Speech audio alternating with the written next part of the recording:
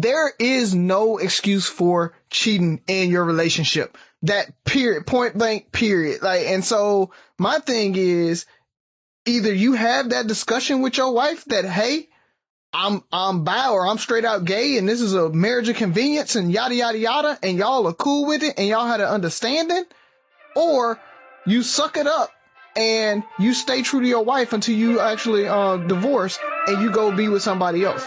Like, those are my choices.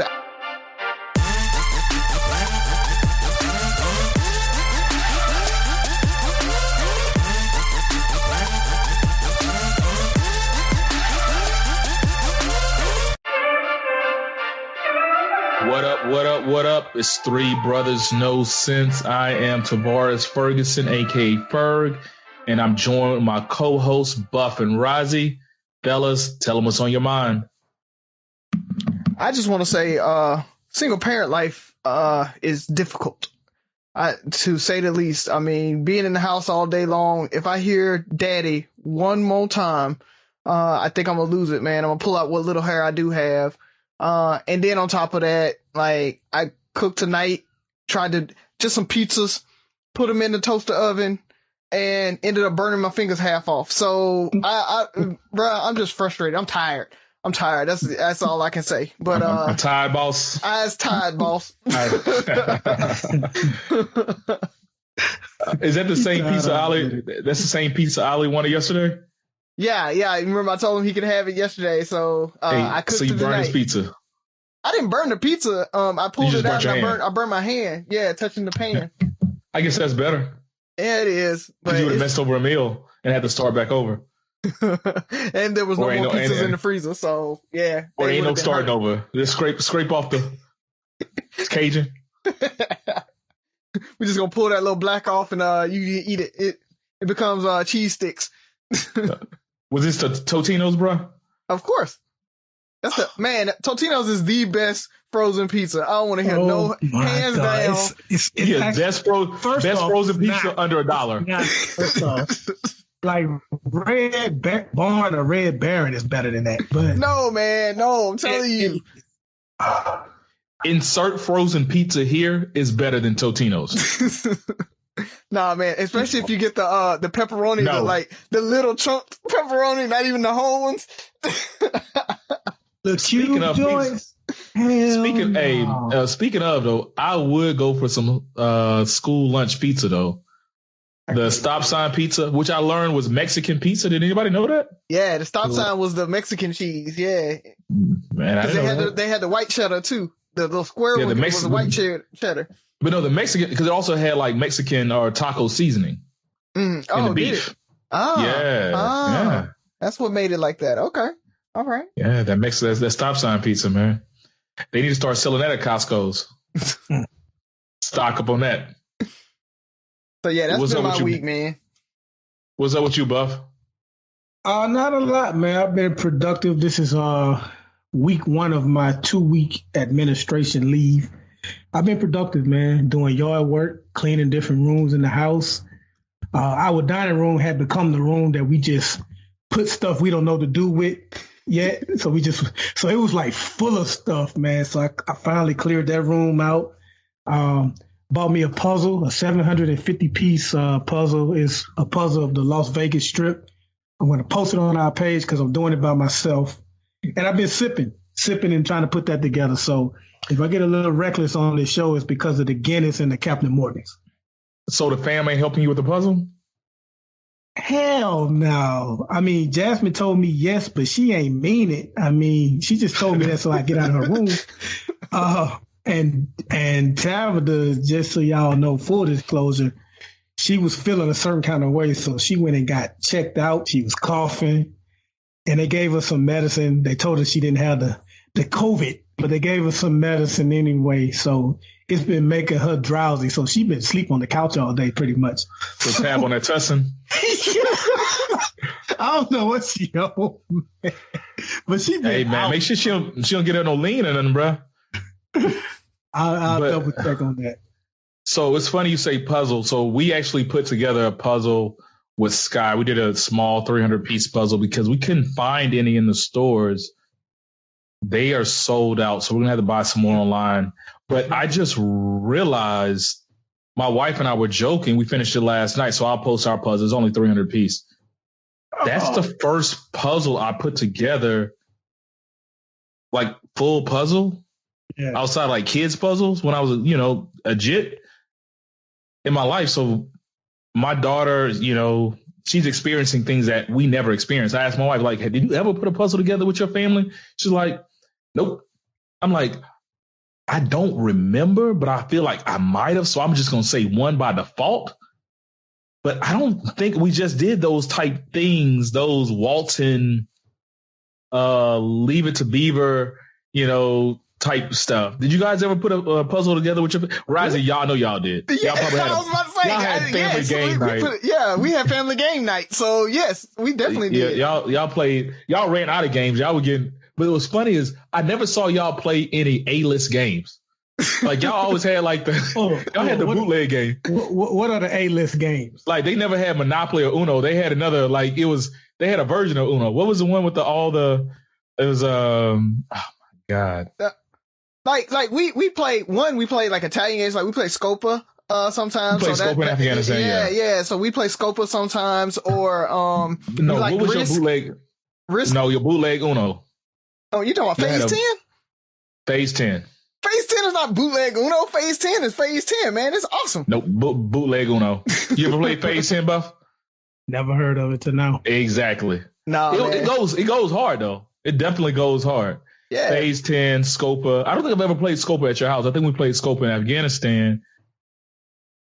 Did you? I'm a big Taboo fan. Taboo is good, but like we didn't do like those like, but you got to think we were younger, so we weren't doing like the traditional party games that you would think of now. So we weren't doing Taboo and stuff or Pictionary, those types of things. So we did do Monopoly. We probably didn't bring it out for you because we knew those take longer. So we really only played Monopoly for like Christmas break or something like that, where we're going to be in the house all day long because a Monopoly game might be 6 hours, 7 hours. So, but Risk we play a good bit. We play Phase 10 a lot, and play Phase 10 with y'all a lot. And that's probably our go-tos for real. And then, like I said, when we knew that it was going to be a long time, or we had a long time, we throw Monopoly in there. Okay. Yeah, so we bought a couple of games. So I think we bought Operation. What's up? I just got a side preview of his earphones. Is that We Bear Bears? I don't know. Hold on. Yes, it is. But the fact that you knew who that was. No, first off, that is a live cartoon. Hey, We Bear Bears go hard. I'm going to tell you that right now, dog. I hadn't watched it in a while, but Jasmine used to watch it. It's a brown bear, a polar bear, and a panda, I think. And it's funny, dog. But why do you have those earphones on? They're Sophie's. And truthfully, I don't have my real headphones. That I left them at the office, and I haven't been back to the office no more right now. Yeah. I haven't been back to the office since Jenica passed. So like I just dropped everything and I left, and they're there. I might have coffee that's been there for 3 weeks, truthfully. So if any of my coworkers, if y'all can just swing by my desk and just check for the coffee, I'd appreciate that because it's probably like moldy and stuff right now and everything. It's still too. That's hilarious. So I just thought about it. So we bought a couple of board games, and I realized as a kid, like I hated. We bought Operation, which I was so tough on myself as a kid that there were certain games I couldn't play because the fact that it lets you know that you were that wrong. So we got Operation, and I still haven't played with my daughter, who gives zero about the rules. Like her shit is constantly buzzing. Like it's just one long buzz. But I'm gonna go out. I'm gonna be vulnerable. There's one game I will still never play because it messes with my psyche to this day. Do you guys remember the game Perfection? Oh man, I got it. Yeah. You pushed it down and you put all those little pieces in, and it had the little timer on it. And if you didn't put them all in on time, it popped out. Man, I don't think I've ever finished a full round of Perfection. I don't think anybody has. Like, I think there's like a professional perfection like tournament or whatever that people be trying to do it and they still haven't done it for real. No, what I mean is I adjust the timer. Like, I won't let it go all the way through. I'm not saying I've never finished. I'm saying I'm like, nah, I can't finish. Nah, I'm good. Yeah, like, you just turn it off.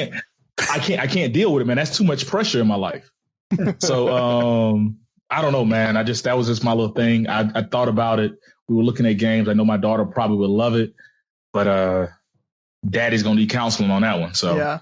Oh, and have you tried Pie Face yet? Nah, that sounds like something that will make a big mess. And it's not that bad. It has like it's a plastic hand on a lever, and you put a little whipped cream on the hand. And then it has like these things that you click. And so you roll a dice, it'll like click twice. You click it twice, click it twice, click it once. And then at some point, the hand pops up and it like, splats you in the face with a little bit of whipped cream. So. Splats who in the face? You or whoever, ends up like clicking it when it pops up. Nah, I'll pass. It's fun, man. So too much pressure. Egged on. Sophie loves egged on. Sounds like another messy game. Yeah, it is. You put a little water in the eggs, they're plastic eggs, and you just crack them. I'm good. So you spin, you have to like smash it on your head. So it's just a little water, man. But it's fun. We'll stick with Sorry and Candyland. Damn, these board games. I might hook up the Nintendo. I still got Mike Tyson Punch Out, bro. What? So, yeah, still got Mike Tyson Punch Out. I got Double Dragon, Ninja Gaiden. Is it Ninja Gaiden or Ninja Gaiden? I've heard it wrong. Yeah, it's Gaiden. That game cheats, by the way. But I got that, and so I might hook it up, man. Ask Soap, let me hold $1. No. Ferg said, let him hold $1. Huh? Can he have $1? Let me get $1. Ooh. Tavares? Oh, yeah, no! That's messed up, Soap. Soap said, I work for that money. He wants to just borrow it. He should go get a job like I did. Republican. But no, that's crazy, man. I think it was Ninja Gaiden. I can't really respect anybody that says Ninja Gaiden. I feel like they were just trying too much. They were putting on airs as the old folks says. I'm a YouTube it and see how to pronounce it. Yeah, we might not be friends after you start walking around like, yes, I'm professional Ninja Gaiden player. That game cheated, by the way. So. And which Double Dragon are you talking about? I got Double Dragon 1. I wish I had 2, because 2 you could play together at the same time. I think it was 3. I think 3 was a dope one though. Which one can you do the helicopter kick? 2. Yeah, 2 was a big one. If you still got a function in Nintendo, we just need to go get you Contra. Listen, but do you realize how gangster Double Dragon was? Like the beginning scene, they like punch his girlfriend in the gut and pick her up and just carry her off. Like they about to gang rape her or something, man. That was legal back then, man. Man, that's hilarious. And what was the age range? 5 to 12. Yeah, it was like PG. like not even PG. I don't even think they had an ESRB rating back then. It was just like, whatever. Play it or not. You got 5-year-olds watching domestic violence. Oh, man, that's hilarious. Well, fellas, we've pubbed a lot of games. We've pubbed a lot of video games and everything else. So you know what time it is. Let's pay some bills. This episode is brought to you by Coffee Mate. After watching this season of the HBO's original series, The White Lotus, this is the tropical getaway I needed. One more pina colada, please. Hey, you're not on mute. Oh, I thought I was in paradise. Turns out it was my Coffee Mate. Coffee Mate Pina Colada and Thai iced coffee flavored creamers. Inspired by the newest season of HBO's original series, The White Lotus. For the love of coffee. Try now. We're back.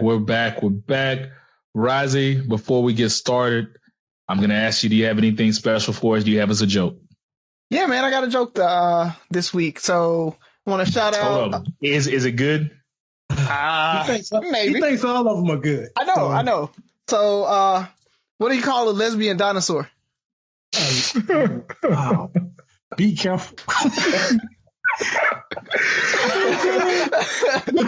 That shit is so funny itself that the answer could only be a letdown. So they're called a Lickalotopus. That's so horrible.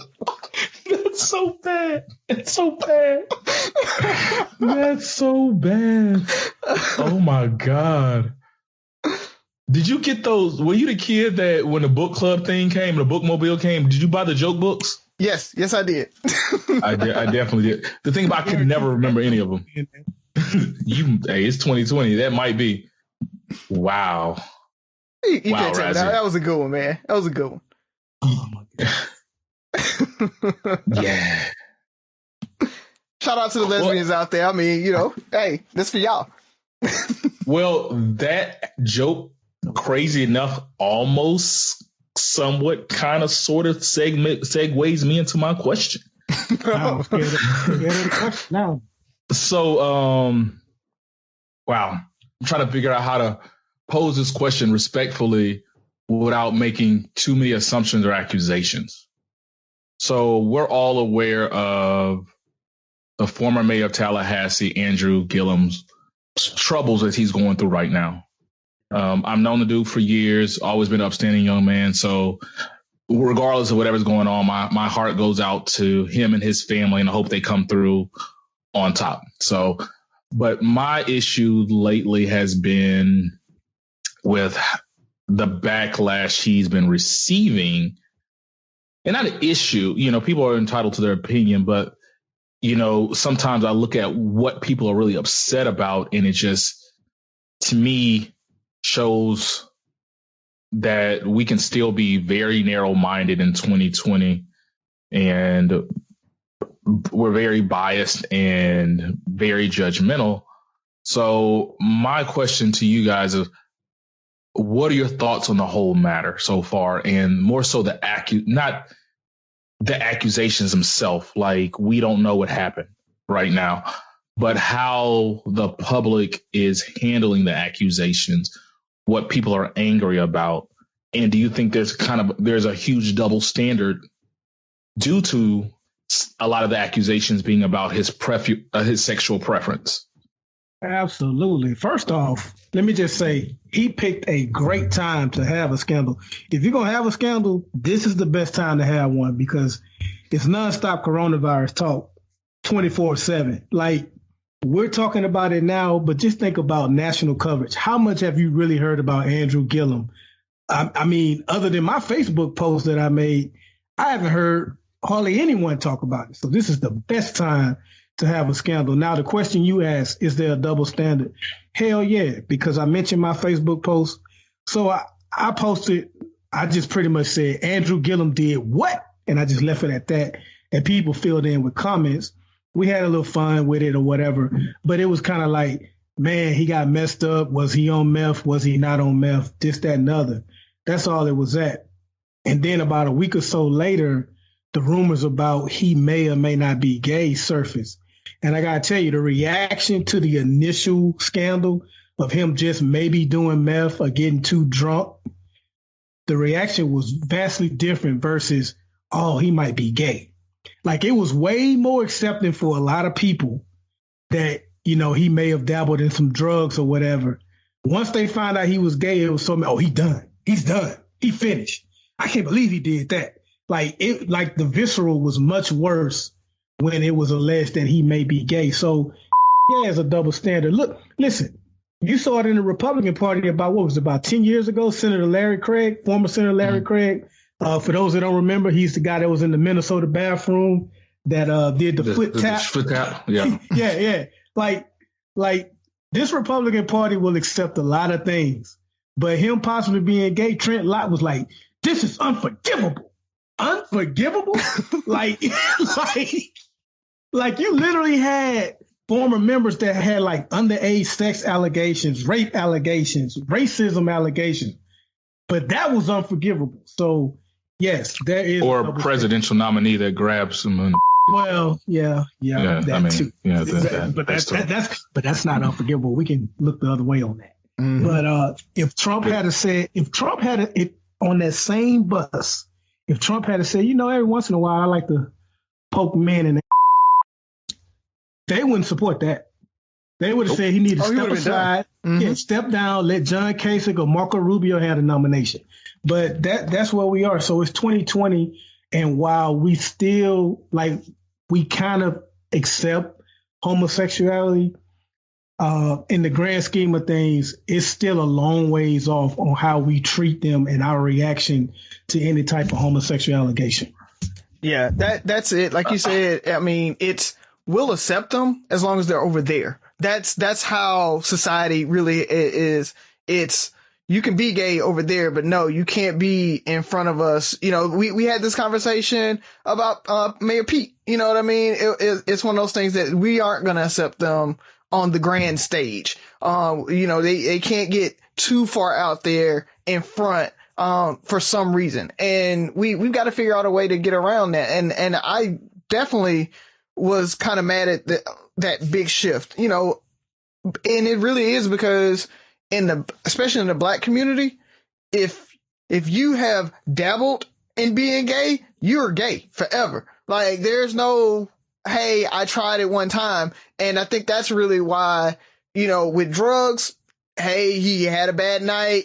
Somebody might have slipped him something, you know, that type of thing. But if you say he's gay, he's gay. And that's a forever label, not a single night of debauchery that, you know, maybe he didn't even know there was some meth in there or something like that. So I think that's really where the black community comes from. It's just a place of, we're not ready to accept that yet. And we need to be, because like you said, it's 2020. We got to get past that. I mean, you know, I was having a conversation with my mom while she was here, and, you know, we had the conversation about gayness. And I think I don't know if y'all were there. That one of those nights that you guys were still here, but, you know, I was like, there's no sin greater than the other. So when you go into a church and you say, oh, the gay people can't be in here or whatever, but then you don't say anything about the adulterers need to get out.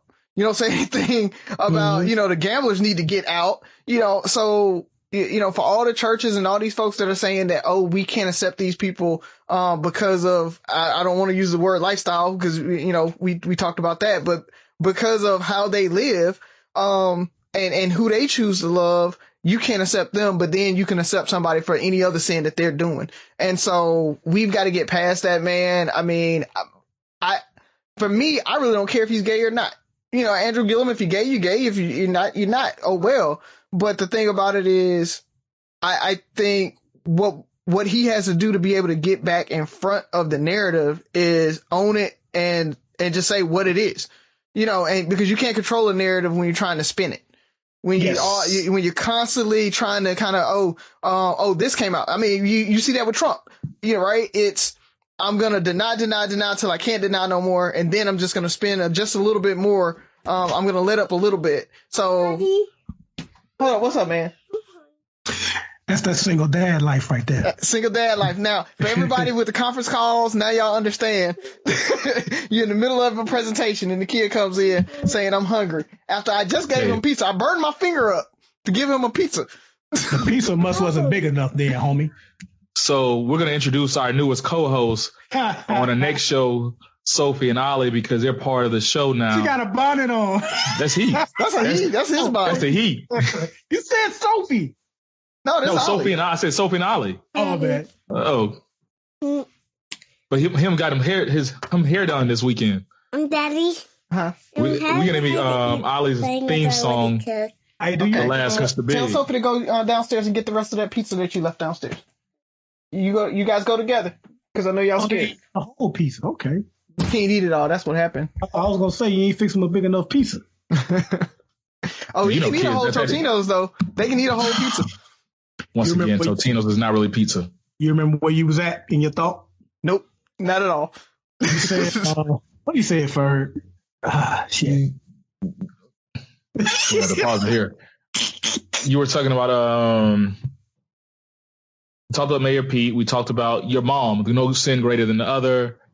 You don't throw out the gamblers. You don't throw out the. I can start from there. Okay, yeah. So I mean, we don't throw out any other sinners out of the church. So my thing is, what we need to do is we need to accept these folks for, even if you do feel like it's a sin, you need to welcome them in and say, hey, I don't agree with that. I don't agree with that, but you're still my brother. I still love you. I still want the best for you. You're still an equal to me. And I think that's what it is. We're trying to make them feel less than. And so, he needs to, that's what I was talking about. I was talking about Trump, and how he'll give just an inch off of his lie. Yeah. And when the media catches him in it, he'll give just an inch more, just enough, but he won't just get out in front. And that's why he can't control the narrative right now. And he tries to do the whole fake news media to get around it. I mean, so Andrew Gillum's going to have to just come out and say what it is and be done with it, and then stick to his narrative after that and stick to his script. Yeah. Well, I think my take on it is just being a little closer to the source. And being a FAMU and him being a FAMU alum as well, I hear it more. I see it on my thread more. And like you said in the beginning, Buff, when it was just the potential drug issues, people had a lot to say because they put this guy on a pedestal or held him to a higher standard. But when it was his sexuality came into play, it became an issue. But this is where I kind of got an issue with it. Not even an issue with it, is I think a lot of people hid behind their disdain for his sexuality and made it about him cheating on his wife with another man. Okay. So that became the bigger issue. So it's not just cheating, it's cheating with a man.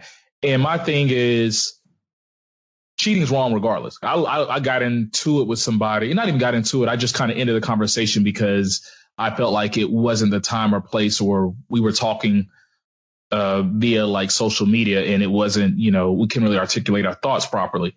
But for me, it's cheating is cheating. But then I end up having a very quick conversation with a friend of mine who is actually gay. And some of the things they said or just mentioned kind of changed my ideas on all of it, And so I'm going to start by asking you guys this question. Razi, do you feel like you get to live your truth every day? Other than having a code switch, but generally, yeah. Yeah. What about you, Buff? Yes. Yeah. So think about you having to code switch your whole life. So that's the issue. Like, some of us struggle daily with having to code switch. Like, we can't be Buff and Razi or Ferg on our job because we know that's unacceptable. And we can still be just as effective. It's not going to make you any dumber, any less qualified, anything like that. It's just you have to play the game.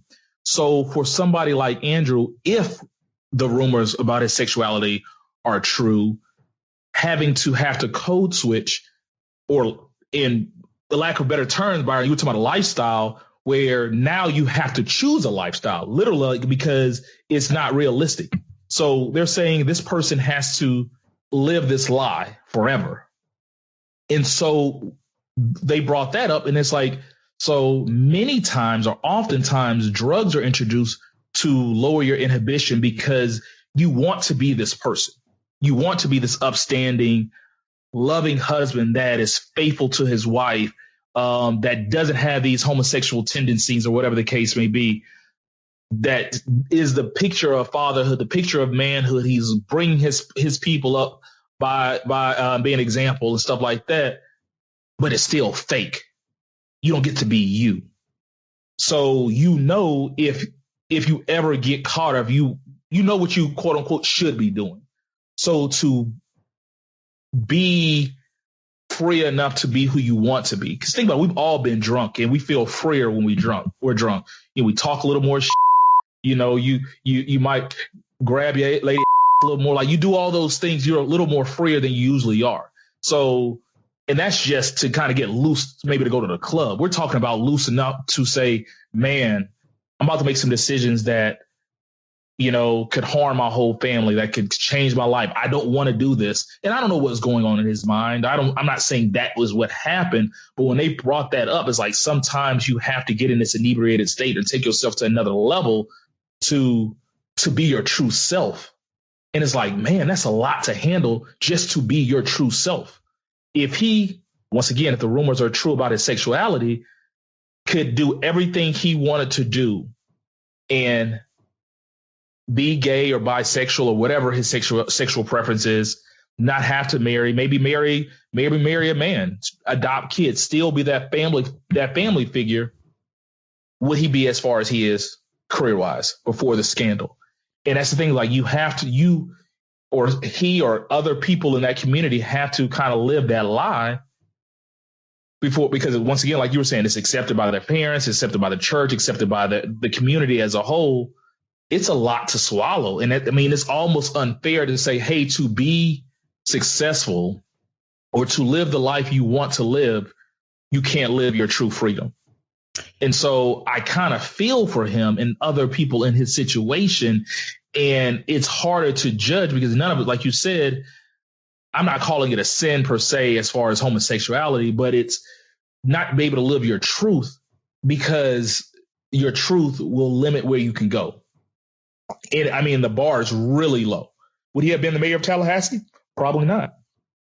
Would he have been able to the gubernatorial candidate? Maybe not, because people didn't, or maybe he could, but it's safer this way. It's definitely safer, but I've had qualms about that argument ever since, the late 90s, 2000s, when the undercover brother stuff started coming out and everybody was talking about that. My thing is, you made that choice. You live with that choice. If you're married, there is no excuse for cheating in your relationship. And I say that. Point blank, period. And so my thing is, either you have that discussion with your wife that, hey, I'm bi or I'm straight out gay and this is a marriage of convenience and yada, yada, yada, and y'all are cool with it and y'all had an understanding, or you suck it up and you stay true to your wife until you actually divorce and you go be with somebody else. Those are my choices. I don't care if you cheated with a female or a male, you cheated. I agree with that. And so point blank, period. And so that argument, I understand what they're saying about where using the alcohol, using the drugs to get to where you can feel free and be yourself and yada, yada, yada. But do that while you're single. Do that while you're not married. If you choose to go into this relationship and that's what, once you are in a committed relationship, you're there. And so now, this is 39-year-old me talking right now. 25-year-old, 26-year-old me in a relationship might have been different, but especially coming out of the happiest, most joyous relationship in my existence, and that I really just have ever seen in me and my wife, to think that wasn't in forefront of both of our minds, that I'm going to be true to you. I'm going to share my all with you. I'm going to be my genuine self with you. And whatever that is, we're going to be with it. When we talked about that on One Night Trans, the episode on One Night Trans, it's at some point you got to tell me what's the real before I choose to go forward into this relationship. And that needs to happen. So guys, if you have those tendencies, ladies, if you have those tendencies, you need to let your whoever you're in a relationship with know that before y'all go down that aisle and everything like that, and let them make that choice. And then you need to actually think to yourself, are you really ready to make that commitment and stay true to it? But I think even when you take sexuality out of it, most people don't know what they're getting into a marriage. That's why, hell, half the marriages in the world fail, more than half. So to put that at a higher standard, not because of the sexuality, but it's you can go in with the best of intentions. I think the average person goes into marriage with the best of intentions. It's okay, I'm gonna try to make this work. I'm gonna be a one woman guy or whatever the case may be, or I'm gonna leave my mean streak behind or all that stuff. And then, the honeymoon phase wears off and you realize that, I'm not ready, or I'm not disciplined enough to be faithful, or I'm too argumentative. I got to get my point across. It's not about what works for us. It's about me winning. Those are reasons marriages don't work. I don't see this as any. Put it this way, I don't see this any different as far as right or wrong. To me, I've always said this. I don't excuse cheating. I can understand it, I can understand where this person might be coming from, but I don't excuse it. Right is right, wrong is wrong. But I'm not going to be judgmental. Like I'll say, I'll never condone cheating, but I'll never judge you for it. Like I'm not going to just, like be your wingman. Like I'm not going to like, dog, you're a sorry ass dude. Da da da da. I'm gonna talk to you about it, but I'm not going to judge you for it. So, right, Byron, Buff, I know you got something to say. Me and Razi been going back and forth. Well, I agree with some what Razi said, and I disagree with something he said. First off, Gillum absolutely has to be honest if he wants to put this behind him. And it's probably difficult for him, but if you're gay, you're going to have to come out and say it, because I was in Miami for a wedding. Like, I don't even think anybody has even confirmed a wedding that he went to. And then you usually go to a wedding with your family. So the math isn't adding up. Maybe he's not, but I'm just saying the math ain't adding up. So if you are, you need to go ahead and come out. I think the majority of people understand, because that is something that people still struggle with. Now, when you said, I don't excuse it if he had slept with a woman or if he slept with a man, it's still wrong. And you are correct in that. But I can put myself in a position to say, hey, you're wrong for cheating on your wife with another woman. I can put myself in a position to say that. But if you are someone that has been gay all your life and has tried to hide it all your life and do everything you possibly could think of to try and hide it, and probably at a certain point thought you had fixed that problem. Hey, I'm no longer gay. I've married this beautiful woman. I have kids now. I'm a mayor of a city. I'm running for governor. He probably thought he beat it. And then to have that urge come back up or whatever and not be able to defeat it, I can't speak to that. I'm not gay. I don't have those tendencies. I can't speak to how strong that urge is. So I don't want to just outright dismiss and say, hey, you shouldn't cheat on your wife if you're really gay. Like, that's a struggle that I can't bring myself to understand. And that's the only thing I slightly disagree with him on. Because I think, and maybe the urge is, and I agree with you, like, I don't know, I've never been there, but I wouldn't think the urge is any different. If you're sexually attracted to somebody, it's like. But you've never had to hide the fact that you like women. Like he's probably had to hide the fact that he likes men. Yeah, so it might even be tougher. Like you can't be yourself. Like the three of us can go to Vegas this weekend and go flirt and talk, shoot the still like, okay, I'm married, I ain't doing this. But it's still, you're always going to be, as long as you're living, you're always going to be attracted to what you're attracted to. Now, how you react to it is how you react to it. But Razi, to your point, like you said, 25-year-old Razi could do, might have been a little different. But both of us got married later in the game. So part of the reason I can be the person I am is because I had a very healthy life before my wife. I had fun. I was able to date. I was able to be myself. And if you never get to truly do that, maybe let's say not just Andrew, any guy like that, maybe got to be free 5% of the time when they were out of town or whatever the case may be. They never truly got to experience the fullness of life, the fullness of dating, the full of this. So even like when I go out now and I see somebody attractive, like it's easier for me to curb that craving or whatever it may be, or that urge, because I've lived a full life. I had fun.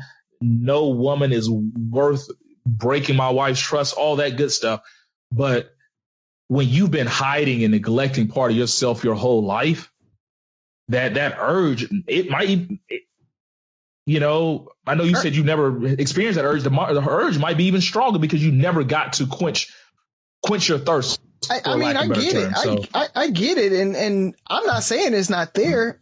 What I'm saying is that you, like you said, you control how you react. And so I'm just like you said, I'm not judging. What I'm saying is I can't excuse it. I'm not going to sit here. I don't look at them differently. It's whether they went with a man or a woman, they cheated in my mind. Oh, no, yeah, I agree. They cheated. And so that's all I'm full stop there. And so whether it was a male or female they cheated with, I'm like, look, that you did wrong. And if it was my homeboy and they cheated or whatever, like you said, I'm probably not going to go tell. We had that conversation already, but I am going to talk to him and be like, hey man, that ain't right. Like, Yeah. so, yeah. But I think my thing thing is the general public made it more so about he cheated on her with a man. And it made me think, like, then I looked at all the factors like, man, it's not that he just cheated, so to say, speculations with, he cheated with a man. Then he was caught in a hotel with drugs and escorts. Like, it took a lot. Like, if it's a setup, it's a setup. But if it's not, it's like there were so many things he had to do or had to be done to try to form this scenario to hide it or whatever the case may be, or, that the average guy would never have, not the average guy, the average heterosexual guy would never have to kind of do to have the same outcome, to go out and just trick out. So we spent a lot of time on that question, fellas. It was a very weird question. I just, like I said, I guess because I went to FAMU and I just hear so many people and just other groups just like, man, that and like they are angry. I'm like, dude, you mad at this dude for cheating on your wife, but your homeboy over there cheat on his wife right now, like, and you have no problem with it, like, well, no, because that's a dude. He cheated with a dude. I'm like, yeah, but he cheated. I get it. So you telling me ain't no different? No, just wrong was wrong. But then I just started looking at other issues, like it might be not more tempting, but it's like when opportunity presents itself, because you're fighting so much, you've been fighting for so long, when you break, you break. So on to the next question. What you got for us, fellas? Buff, you want to take it? Yeah, I think this will be a quick question. My question for you guys is, what is your biggest flaw? I think my biggest flaw is I'm naive. You guys know I'm. We talk about me not having common sense and things like that. Ferg is nodding in approval. The big affirmative. Yeah, it's one of those things, man. I look for the good in people and I assume good in people, and so it's easy for me to overlook things a little too long. I'll stop it. You're probably not going to get over on me, but at the same time, I think I do let things ride a little bit longer than I should, just because I'm looking for that good, or I'm thinking, oh, they're coming from a place that they're trying to help, and I'll let it ride until I'm like, nah, they ain't trying to help. Okay, let me put a stop to it. And so that's really probably the biggest thing for me. Yeah, definitely. I think for me, I'll say I'm too tough on myself. Like, I don't strive for perfection by any means. Like, it's just not, but it's the things that I dream of, the things I want for myself and my family, kind of going back to the conversation last week about like leaving and building a legacy. Like, I overthink them. I'm like, okay, if this doesn't work, it's, man, I've lost this amount of money, or I've lost this opportunity, or whatever the case may be. And if I don't do it, it's not going to get done. It's like, if I can be the person that creates this, that starts this legacy for myself and my wife and my kids and, generations to come, it started here. That's what I want to do. And so when I don't do those things, or when I set myself on a goal and I struggle with those things, I'm beating myself up because I'm overthinking it. And Razi, you've heard me 1,000 times. Like, I'll present a financial scenario. I'll look at it 20 different types of ways because I'm like, and it has me scared to pull the trigger on some stuff, just because it's like, okay, if you make the wrong decision, this is how this will come out. I think that, and another one is just, I'm impatient. Like, I know we've had a listener or one of our followers says I have the patience of Buddha to a certain extent, because most stuff doesn't bother me enough, or better yet, just being honest, I don't care enough. So, but like the stuff that I care about, or I just don't see how you don't see the answer. It's like, okay, we're supposed to leave at 4:00. when we were in the military, it'll be like people want to do stuff the last minute. Like you want to go, like, we were supposed to leave at 4 and you want to do this, and this. Or, even working, talking to my customers, going through this coronavirus thing is like, I don't see how you don't see why this is an issue or why I can't do this for you. Like I had a customer today. For those who don't know, I work for a company and I sell soap and sanitizer to hospitals. And I have these facilities calling me, asking me for free samples. And I'm like, do you realize there's a pandemic going on and soap and sanitizer is probably more precious than gold right now? And people are struggling to get this and sell it. And you just want me to give it to you for free. And you're frustrated with me because I'm not willing to do this. And I'm just like, I lose patience. I'm like, I'm over it. It's like, please see last email. Per my last email. Yeah, and then I had to delete it and go back and be like, unfortunately, due to the current situation with the current pandemic with the COVID-19 crisis, we had to make some company changes. And it's like, basically, it's like, we can't give you this. That's what I want to say in my mind. So I just get impatient. Like, I get annoyed very easily. Like you've seen it, Razi. You see me, on dating, just like, I see that look in Ferg's eyes. He's over it. He's over it. He's over. All right, he's over her. Yeah. You can literally tell when I was over a chick. I'm just in there like, okay. Oh, okay. It was bad. So those are my things. Definitely impatient and I get annoyed easily and I'm too hard on myself. What about you, Buff? You're just too damn nice. So I'm going to name these 3 that I feel like I have worked on and that are no longer problems of mine, but I want to name them just in case the people that I know hear them and be like, you working on that? You need to work a little harder because Tab, listen up. So I want to put those out there. Then I'll name the one that I think I have. One I used to think I had was bad temper. I had a very, very bad temper. I feel like I've worked on it, probably to my detriment, which I'll get into when I name my last issue. But I used to have a bad temper. I've mentioned this before, my procrastination. I put things off too much. I do get a lot of things done. I don't want people to think I'm some lazy slob. I do get things done, but as I mentioned with like extracurricular stuff, like writing a movie or a book or finishing a book that I'm reading, I tend to procrastinate on that kind of stuff like that. And also, I forgot my third one that fast. I'll come back to that one. But right now, I think I am too extreme one way or the other. So I mentioned I used to have a bad temper. So now I feel like I try to let stuff slide when I shouldn't, but I worry about I may go overboard if I address it. So I just let it go all together instead of finding like a happy medium. You know what I mean? So I think I either let stuff go that I shouldn't or go all in when I shouldn't instead of finding like, I don't know, like a good safe spot to where I can address stuff without going overboard. So I'm trying to work on that. And I just started my third one too, trying to be a better listener. Because I know I love to debate.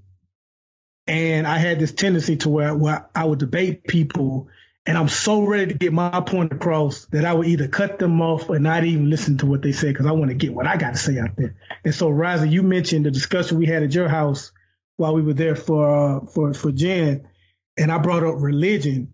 And I don't know how much you were paying attention because it was mostly me, your mom, Sherman, and Erica, and another guy. But I was proud of myself because I was actually listening to what they said. And for those that don't know, we were like debating different stories in the Bible and different controversies in religion and stuff. But I actually listened to what they said. It was kind of like me against everybody else. So trying to be a better listener. But right now, I think my biggest issue is just trying to not be extreme one way or the other, so that's what I got. So Buff mentioned he's working on things. What about you, Razi? You working on any of that? Or can you work on being vulnerable?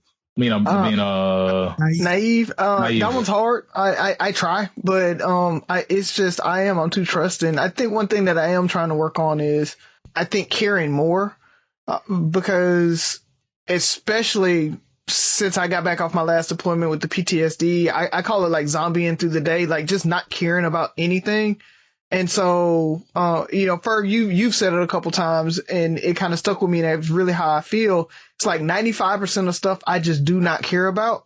And then the 5% I do care about, there is no debating. It's like, it's going my way regardless. Yes, I am. And so I'm trying to care more about the small things so that I pay attention to it. I engage about it and everything. So, even when we were, you guys weren't there. We had pretty much gotten the funeral arrangements made by the time you showed up. But like, there were certain things they were asking me, and I was just like, I just don't care. Like, whatever you guys decide, I don't care, because it was minutia to me.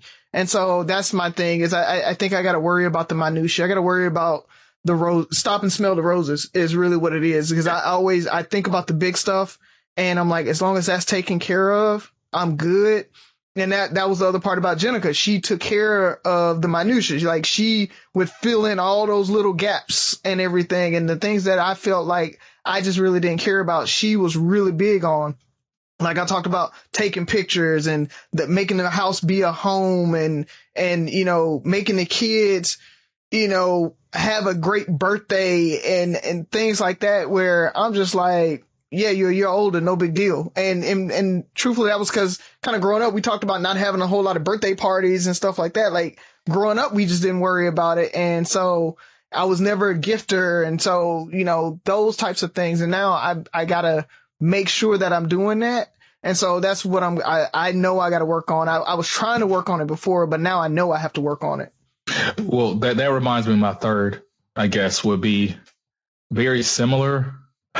I'm trying to figure out how to put it. I'm not passionate enough about things. Yeah.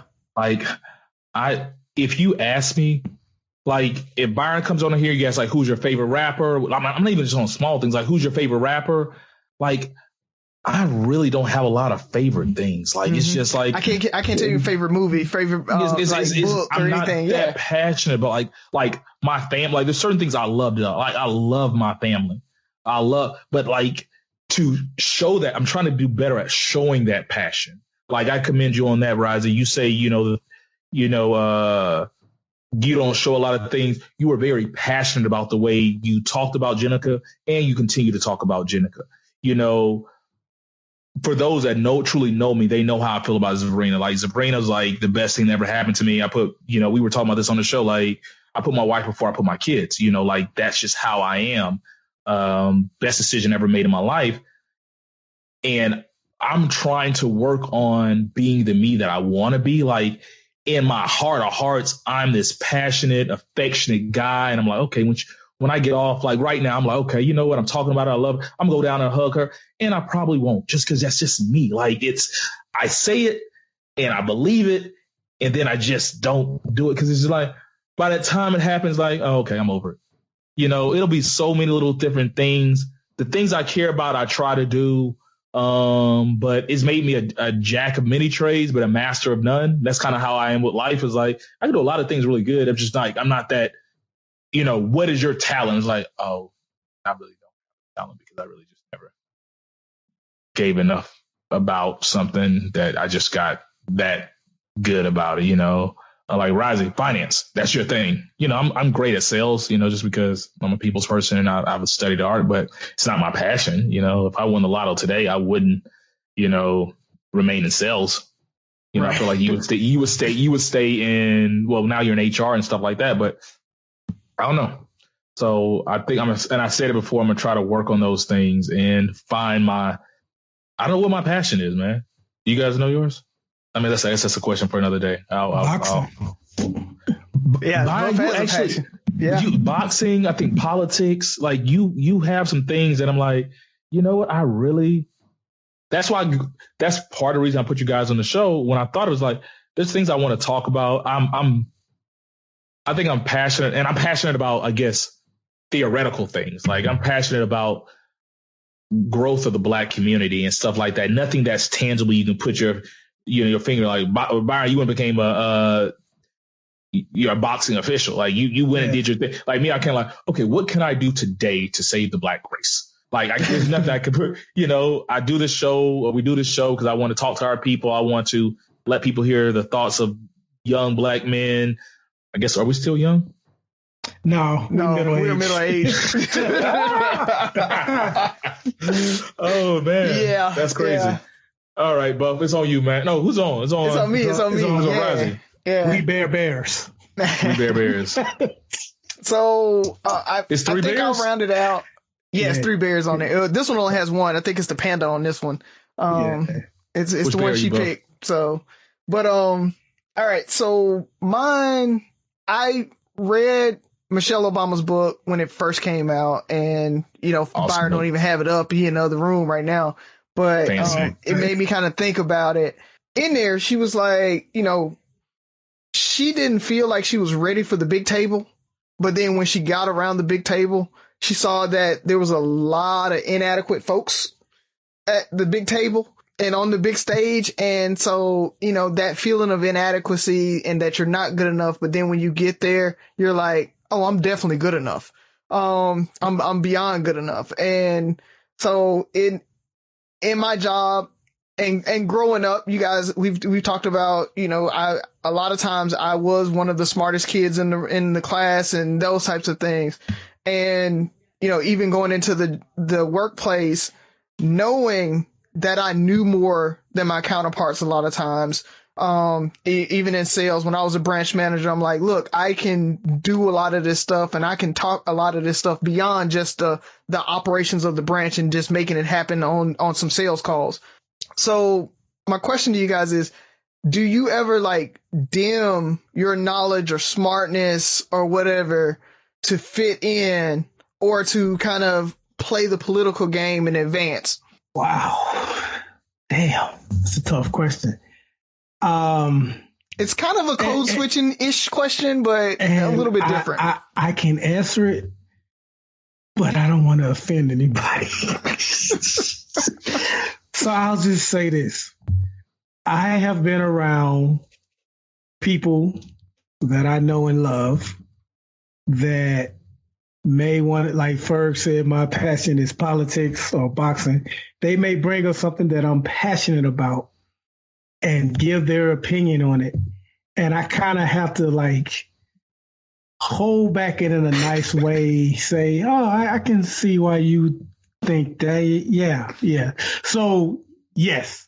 But as far as in a professional or business setting, no, I mean, I work with, members of Congress and while I probably do know better than some of them, I can't very well let them know that. So, so the answer is yes. You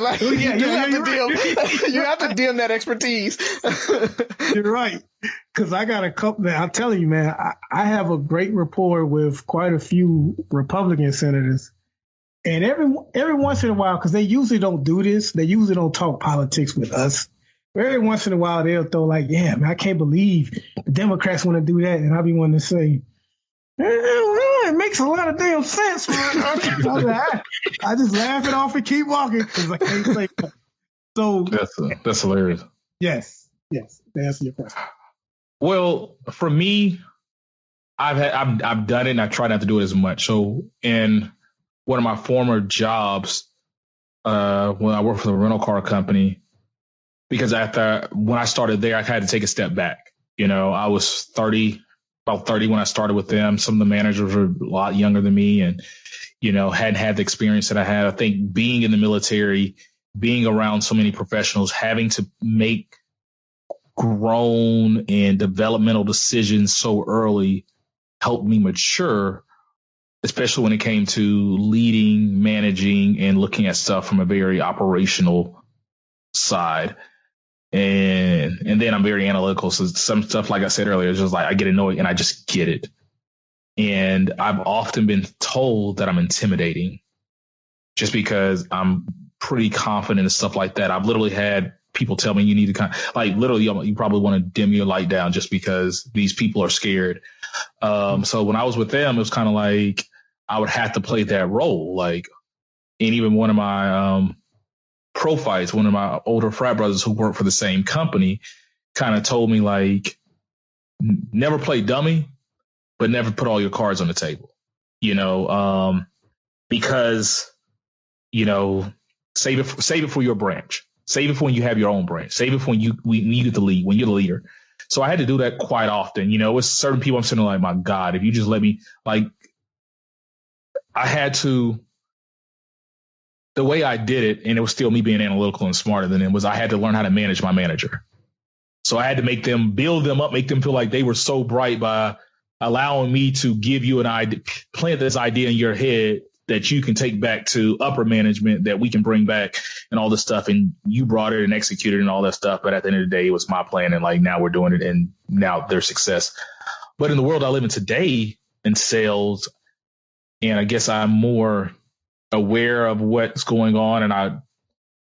And I feel like I have to represent for our people. I support everything Black. Nah, man. Like in my world, I'm all that we got. Like for my company, I am the only Black person in our healthcare sales division. And so I up my game. They literally, we'll go to training sessions and it's like, well, Tavares, we're going to need you to help us with this training. Can you give us, what are your thoughts on this? And like, I didn't prepare for all this, but since you asked, and then I'll challenge them. I've challenged our GM. I've challenged my manager. I've challenged the trainer just because I'm like, I don't think that works that way. I try to be better dressed because I can't play.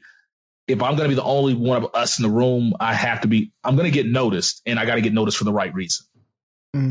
So it's a game. And now I try not to dim my light because I'm talking to medical, especially now I'm talking to medical professionals. I'm walking in a hospital, talking to CMOs, CNOs, infection control nurses, whatever the case may be. I have to step my game up as I guess now a middle-aged Black man walking in these buildings, talking to these medical professionals. They already have, in the great state of Texas and Oklahoma and Kansas, they already have their impression of who I might be. So I have to nip that in the bud really quick. So I try to shine. Yeah. For me, it's situational. I do have to shine, but I am in that right at the upper management level where I can't outshine that upper management level. Like I'm right there below them. And if I want to make it into in that rung and if I want to become one of them, I can't outshine them. So like you talked about managing your manager and dropping that idea in there so that they can run with it and letting them take it and letting them own it and getting it. And then having that actual conversation of, all right, I need a feather too, though, and saying, I'll give you all the ideas and I'm going to make you look good. And that's cool. I want you to lift as you climb. And, when you get that promotion, I should be coming right behind you. But I need that feather. I need you to be putting me on there as a co-author on some, presentation. I need to be at least speaking a little bit in that meeting and presenting so that upper management and that group sees me. So you have to know when to shine and when to dim that light and play that political game. So yes, I do it, but I do it strategically now. When I was younger, like I talked about in that branch life, I would do it. Especially when I was an FSA, I was a platform rep and I had branch managers that, like you talked about, I had so much more people leader experience than them coming from the military. And I was basically running branches for my branch managers sometimes because I had better people leader experience and better ability than they could to run the branch from a personnel standpoint. Maybe not from the sales standpoint. I didn't know the sales techniques as well as them sometimes. Sometimes I did, but for the most part, they knew that sales, because that's what happens a lot of time in any sales job. They promote the best salesperson, not the best manager, into the management positions. Yep. And so what was happening was we had really bad people managers that were good at sales. And so I had to kind of dim that light and run the branch from the back in the shadows. And then, like you said, save it for when I became a branch manager and so that I can actually do my branch stuff. But man, like I'm telling you, it is a strategic game to like shining and dimming and knowing when to do either. So folks out there, I just want y'all to know, man, like we talked about having a coach and having a mentor. Talk to them about that and know how to navigate it, because it can really mess you up if you outshine those folks. But at the same time, if you never shine, you're never going to get looked at. So it goes back to, and I can't remember which ones it were. It goes back to the 48 laws of power. You know, they're there for a reason. I'm pretty sure both of you guys either are familiar with or have read the book. It's what's crazy is the first time I read it, I was real young and I'm like, what? But they just said not to do this. So it's all about balance. It's about the duality of it. So every rule had a counter rule. Mm-hmm. It was kind of like, you know, never shine too bright to outshine the manager, but also let them know you're there. You know, so it was one of those things where you have to show your balance. Like with my former company, my goal was to be good enough or great. So whenever you got promoted, like you said, I wanted you to bring you with me. So my first job as assistant manager was with a branch because this guy loved me when I was a TSM or whatever it was, a management trainee. When I became a branch manager at my last branch, which was my biggest branch, he pretty much tapped me on the shoulders like, hey, I need you to come over here. I know what you did as assistant manager when you were working with me. Now I'm an area manager. Nobody can manage this branch. I had the Fair East Side High branch of Houston, Texas. And basically he asked me to manage it. And that was my gateway to getting to area manager. If I would have stayed, nobody could turn that branch around. And because he knew what I was good at and the things I was telling him when I was an assistant manager, I was able to turn that branch around and win awards that branch had never won or never even came close to winning ever. And so my last month there at that branch, I walked off into the sunset, like as a number one branch manager in the Houston region. And they were like, you're quitting on top. Like, yeah, I'm out. Peace. That's how you do it. But it's funny. When I was going through my MBA, I've heard it, and I think I've heard you say it before too, Ferg, but one of my professors, he talked about everybody thinks it's all about who you know. He's like, no, it's who knows you, right? So you have to shine just enough that people know you so that when those positions come open, they know who to tap on the shoulder. That's what it's about. So that's one of my favorite quotes. So basically what Razi is saying is it's not about, because you always hear about it. It's not about what you know, it's about who you know. So my mentor told me, well, one of my older mentors told me, it's not about who you know, it's about who knows you. So go out there, make your name, shine bright, do what you do, because me dropping your name does me no good if you don't know who the hell I am. So with that being said, fellas, you got anything you want to leave them with? Only thing I want to talk about is that new Castlevania came out on Netflix. It's fire. The platform. Game? Oh no, Castlevania. It's a series. It's a cartoon series on Netflix. That's like fire. They're on the third season. It just dropped. So if you want to go look at that, it's really good. And the platform. Is it based off the video game? Yeah, it's based off the video game. So that's what I was saying. I'm trying to remember. Castlevania was that Mother Brain and all that, or no? It was like Dracula. So you had basically, you were going against Dracula. Yeah, he had that whip. Yeah. So like the first season is like super fire. He's trying to get his whip back and all of that stuff, and then they go in, they gotta attack Dracula and defeat Dracula.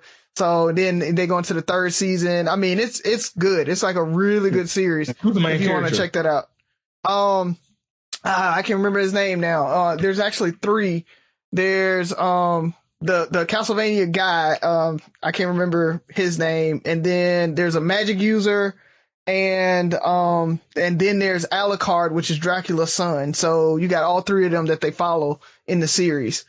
So yeah, it's a Belmont. That's it. He's the last of the Belmonts, and so they're the big vampire hunters or whatever family. So.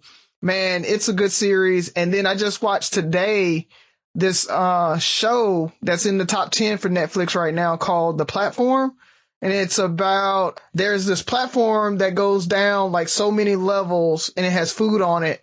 And so the person at the top can eat as much as they want.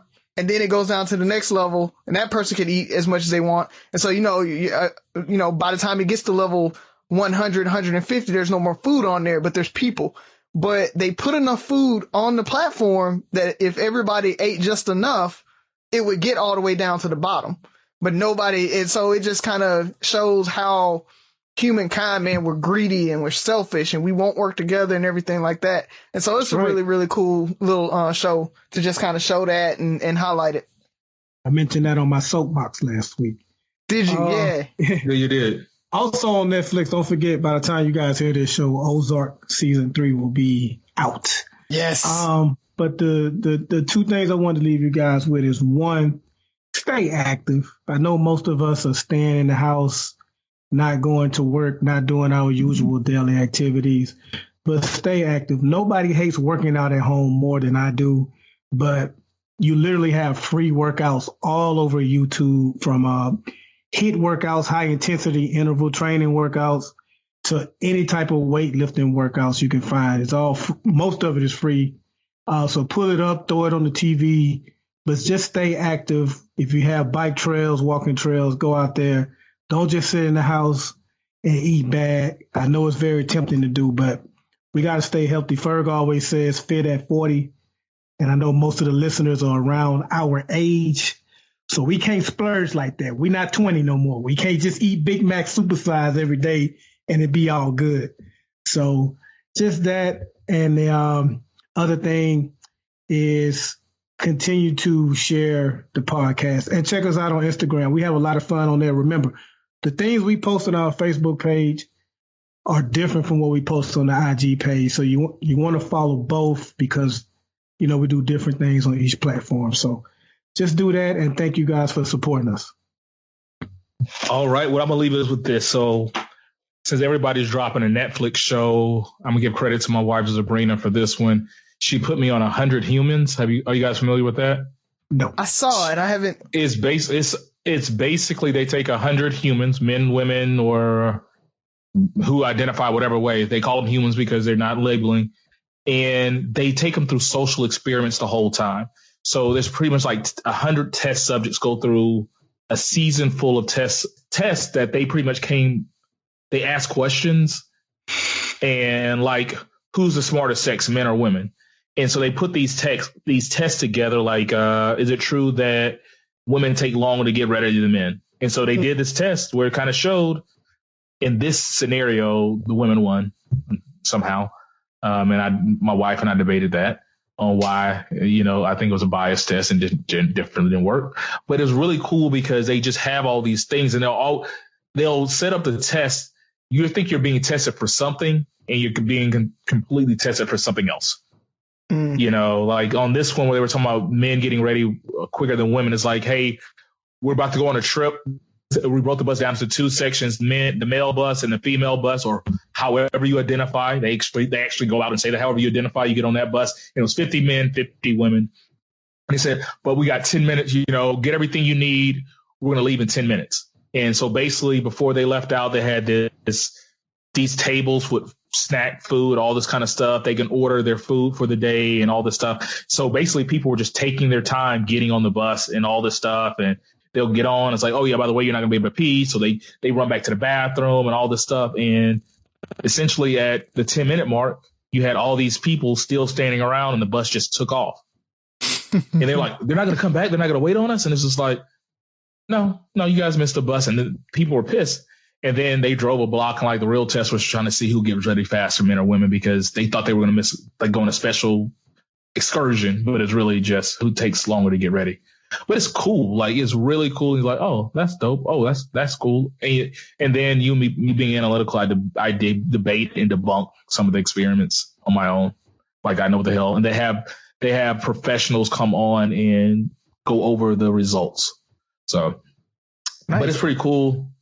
The last thing is really, we appreciate you guys listening. We know that you guys are working from home and then you're bored. So our goal is to keep you entertained And so we're working on some things. We're going to try some different things this week, maybe have some additional recordings from different people that we're going to post, do some stuff different. And so pay attention to the post and looking forward to what we're going to do during this time. So if you have any ideas of what we can do to keep you entertained during this coronavirus crisis, let us know. But with that being said, once again, we thank you guys for joining. Thank you for listening. Thank you for all the support. Like Byron says, keep doing what you do and go to the website and get some new, or to continue to buy the merch. The Three Brothers merch is still out there. But until next week, listen, like, share, subscribe, comment, and most importantly, listen again.